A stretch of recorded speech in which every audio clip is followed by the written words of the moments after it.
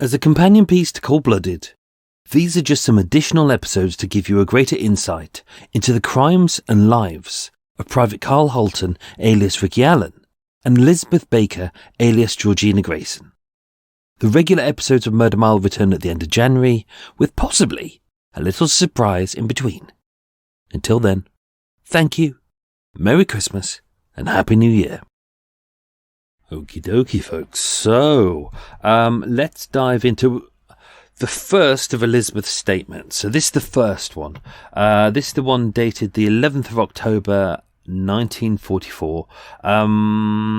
She made this statement at Hammersmith Police Station, which is in F Division. And this is the first statement. Now, it's only 1 page long. It's a pretty quick one. This is the one before Harry Kimball turned around to her and said, "You need to go back to the police station. You need to tell them the entire truth." So this is her first statement. So it says, this is the statement of Elizabeth Marina Jones. Her name isn't Marina, it's Maud. But there we go. Aged 18 of 311 King Street, Hammersmith. Who saith? I love that in old police statements. You have to say, who saith? Whoever uses the word who saith. She says, I'm married, but I do not live with my husband. Don't forget the start of the statements. They have to get you to kind of state who you are and what you're about and things like that. I'm married, but I do not live with my husband. I occupy a one-roomed flat at 113 King Street, Hammersmith, and I have been there for about 4 weeks. I am a striptease dancer, and the last engagements I had was in the Panama Club, Knightsbridge, and the Blue Lagoon Club in Carnaby Street, W1. That was 5 months ago, and I have not had any more engagements since. Last Tuesday evening, 3rd of October 1944, I was in a cafe on Broadway, Hammersmith. I do not know the name of it, and I was introduced to a man in an American officer's uniform who told me his name was Ricky Allen, although I have heard him called by another name, Karl. I left him, and I arranged to meet him at 11:30 p.m. at Broadway Cinema. I met him, and he had with him a big American Army truck, and I went with him for a ride around London. I left him around 3 a.m. and I went home. I gave him my name and address, and although I arranged to meet him at 3 p.m. on Wednesday the 4th of October, he did not turn up. On Thursday the 5th of October, he called at my flat at about 5 p.m. and I spent the evening with him, and he came home with me afterwards and stayed the night. We remained in bed until 2:50 p.m. on Friday the 6th of October. I got up and he asked me to go to Hammersmith Metropolitan Railway Station to collect his valise. A valise is kind of one of those canvas bags that you always see troops in wartime kind of swinging over their shoulder to carry stuff in. And he handed me a cloakroom ticket. I collected the valise, and that is the one the American officers took away on Wednesday, the 11th of October. When I arrived back at the flat on Friday, Ricky put on a pair of dark trousers, which he took out of the valise. We left the flat together at about 4:30 p.m. and at 5 p.m. and we went to Broadway Cinema, Hammersmith. We came out at 8:30 p.m. and he left me and said he would call back for me at 9:30 p.m. at the flat. He did not come until 11:30 p.m. I heard whistling in the street and went down and saw him there. He slept with me that night. We got up from bed at 10:50 a.m. on Saturday the 7th of October, and he left the flat to get a meal. He returned to the flat at 1:40 p.m. And a man named Lenny, that's Len Bexley, was with Ricky. I had seen Lenny before, and I know he goes to the cafe in Hammersmith Broadway. The three of us went to the White City Stadium in the afternoon. In the evening, I went with Ricky to Victoria and entered a cinema. He brought me home, and I think he left me at about 10 p.m, saying he was going to stay at a hotel in Victoria. I have seen Ricky twice since. That is on Sunday afternoon, and he stayed with me on the Sunday night. He left on Monday morning, and he came back at about 3 p.m. and said he would call for me at 5:30 p.m. but he did not come. I did not see him with a car when he called. I have not seen him since. Ricky brought the tunic that was found behind the door of my flat, and on occasions I have seen him wear a leather jacket with zip fastenings. This statement has been read to me and it is true. Signed, E.M. Jones. So that's the statement. It's barely a page long, but if you've already listened to the episode, you'll know that most of that was complete and utter bullshit.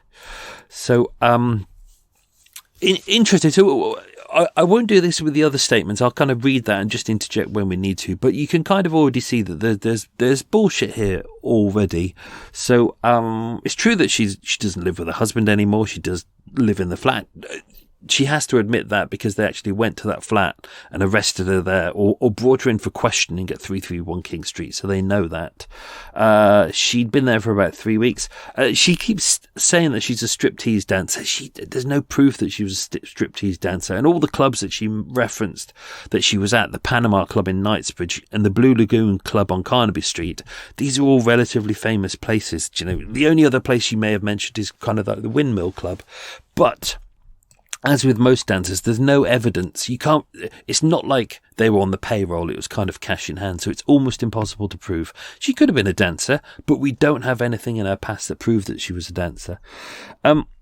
So Tuesday evening, 3rd of October, she says she was in a cafe in Broadway, Hammersmith.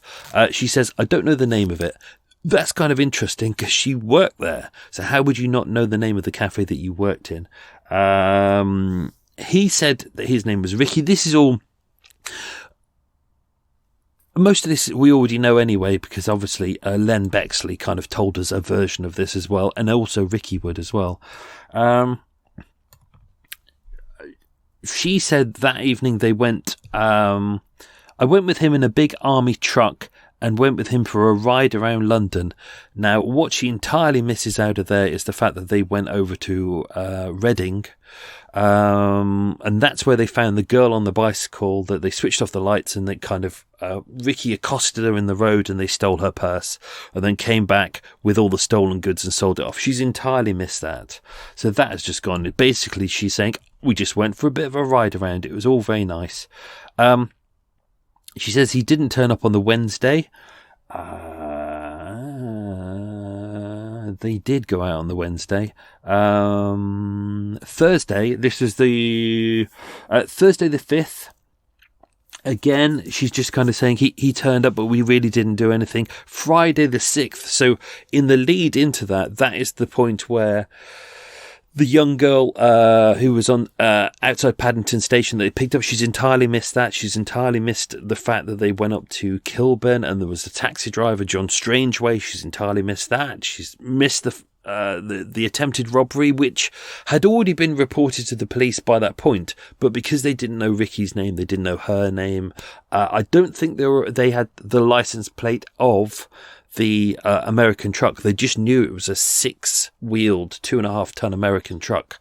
They knew one was missing, but they couldn't find it because it was hidden in the car park at the back of the Gaumont Cinema.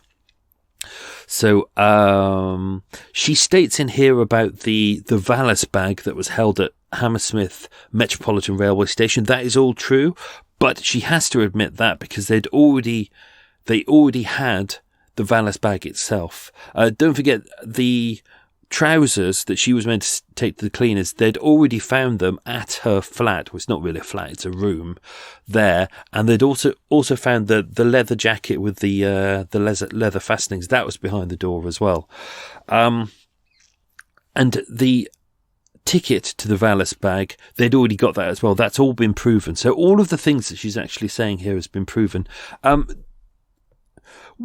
You can see a kind of a prevarication on here when she's talking about the timings for Friday the 6th of October and to Saturday the 7th of October.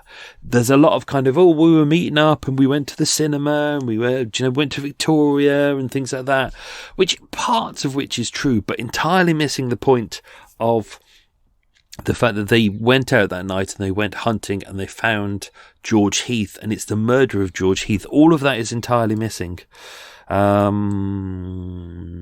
Yeah, it's mostly waffle. So you'll kind of see a real difference. After this, I'll put in part 2. I will warn you now. It's a big old letter. It's it's about 8 pages long. So I would strap yourselves in. I might put it into a part 1, part 2 version, so you can have a bit of a rest. So I can have a rest as well, because it's a lot to dive into. Anyway, that was the first letter. Up next, second letter, part 1.